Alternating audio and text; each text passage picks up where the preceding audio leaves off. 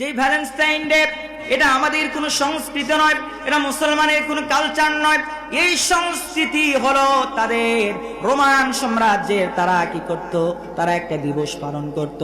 এখানে বিভিন্ন নারীদেরকে লটারির মাধ্যমে বিভিন্ন নারীদেরকে বিভিন্ন পুরুষের কাছে পাঠানো হতো। 1 বছরের জন্য তারা এরকম করে থাকতো, এরকম করে তারা মেলামেশা করতো। বিবাহ ছাড়াই তারা একে অন্যের সঙ্গে লিভ টুগেদার করত।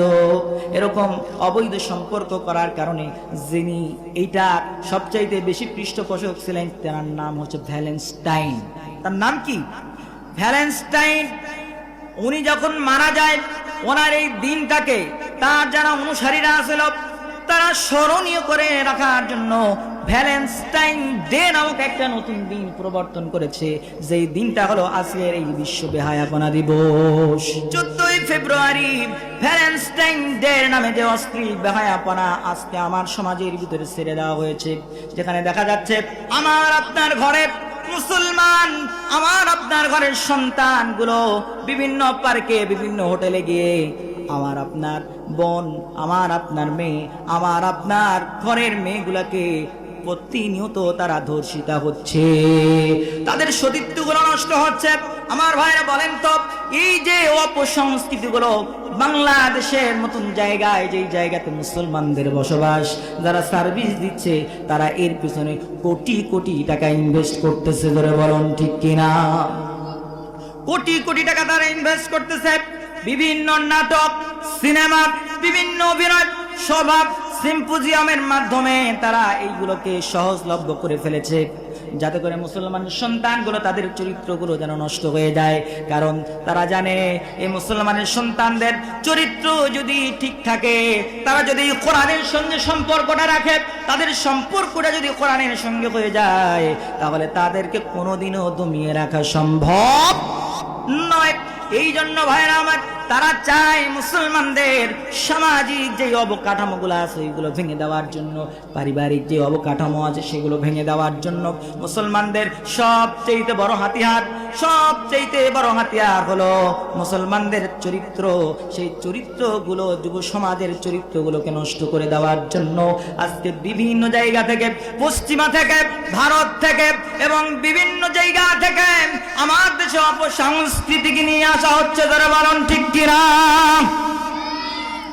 আমার যুবক ভাইরা, তোমাদের 2টা পা ধরে বলি, ও যুবক, তুমি তো সেই হযরতে ওমরের উত্তর শরীফ, তুমি তো হযরতে খাব্বাবের উত্তর শরীফ, তুমি তো খুবাইবের উত্তর শরীফ, যে জ্বলন্ত অঙ্গারের সামনে রেখেও যে ঈমান থেকে যাকে এক পাও বিচ্যুত করা যায় নাই। তুমি তো সেই সাহাবাদের উত্তর শরীফ, যে সাহাবায়ে কেরাম বিয়ে করে নবদম্পতি স্ত্রীকে, যার সাথে এখনো পর্যন্ত ফুলসজ্জায় হয় নাই, সেই রকম স্ত্রীকে ঘরে রেখে জিহাদের ময়দানে ছুটে গিয়েছে আল্লাহর দ্বীনকে বিজয় করার জন্য। ও আমার মুসলমান ভাইয়েরা শোনো, আজকে তারাও চায় তোমরা যেন হযরতে খাব্বাবের মতন হতে না পারো, তোমরা যেন খুবাইবের মতন হতে না পারো। এই জন্য তোমাদের চরিত্রগুলোকে নষ্ট করার জন্য বিভিন্ন ভাবে চক্রান্ত, ষড়যন্ত্র করা হচ্ছে। এই জন্য ভাইরা আমার, ও আমার যুবক ভাইরা, ও আমার যুবতী বোনেরা, তোমাদের পায়ে ধরে বলে যাই, এই ধরনের অপসংস্কৃতির ভিতরে পা দিও না, জীবনটা ধ্বংস করো না। কারণ ও আমার বোনেরা, তোমাদের পেটের ভিতরে তো আসবে হযরত আব্দুল কাদের জিলানীর মতন আল্লাহর ওলিরা। তোমরা তো সেই মা জাতি, কারণ তোমাদের গর্বেই তো আসবে সালাউদ্দিন আইয়ুবীর মতন বীরেরা। তোমাদের সন্তানরাই তো এই ইসলামকে বিজয় করবে। যারা বলুন ঠিক কিনা? আমার ভাইরা, এইরকম নিজেদের সতীত্বকে যদি তোমরা টিকিয়ে রাখতে না পারো, তাহলে তোমাদের ওই গর্ভ থেকে আল্লাহ রাব্বুল আলামিন কোনো সুসন্তান দেবে না। তোমাদের মতন যারা নিজেদের চরিত্রকে নষ্ট করে ফেলেছো, তোমাদের গর্বে তো আসবে ওই রকম সন্তান যারা নিজের মা বাবাকে সম্মান করতে জানে না। ঠিক কিনা? তোমাদের গর্বে তো তখন আসবে ঐশীর মতন কুলাঙ্গারেরা। ধরে বলুন ঠিক কিনা? যে তার মা বাবাকে হত্যা করতে এক বিন্দু চিন্তা ভাবনা করে না। ঠিক কিনা?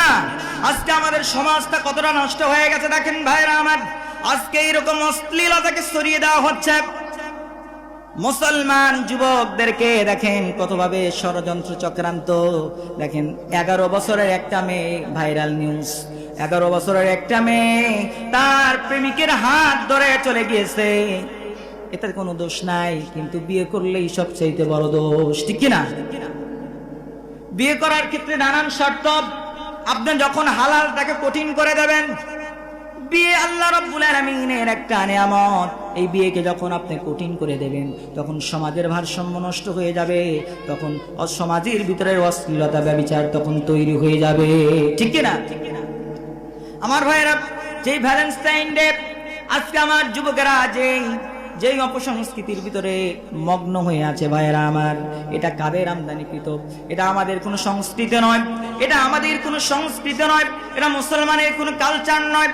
এই সংস্কৃতি হলো তাদের রোমান সাম্রাজ্যের। তারা কি করত? তারা একটা দিবস পালন করত, এখানে বিভিন্ন নারীদেরকে লটারির মাধ্যমে বিভিন্ন নারীদেরকে বিভিন্ন পুরুষের কাছে পাঠানো হতো। 1 বছরের জন্য তারা এরকম করে থাকতো, এরকম করে তারা মেলামেশা করতো। বিবাহ ছাড়াই তারা একে অন্যের সঙ্গে লিভ টুগেদার করতো। এরকম অবৈধ সম্পর্ক করার কারণে যিনি এইটা সবচাইতে বেশি পৃষ্ঠপোষক ছিলেন, তার নাম হচ্ছে ভ্যালেন্টাইন।